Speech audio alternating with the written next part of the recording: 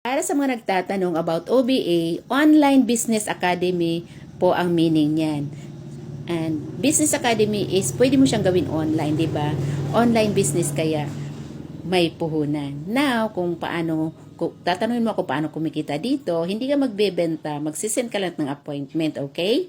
And then, mayroon namang lead dyan na magtuturo sa'yo kahit wala kang experience, isa kang OFW, isa kang empleyado na may free time after ng work mo at naghahanap ka ng legit at may magtuturo sa iyo ng step by steps throughout your journey hanggang kumita ka ng 5 to 6 figures, this is the right fit for you, especially kung isa kang OFW because you have a full control, okay? Hindi mo siya ipapagawa sa ibang tao. So, yun kasi yung inaahanap ng mga OFW.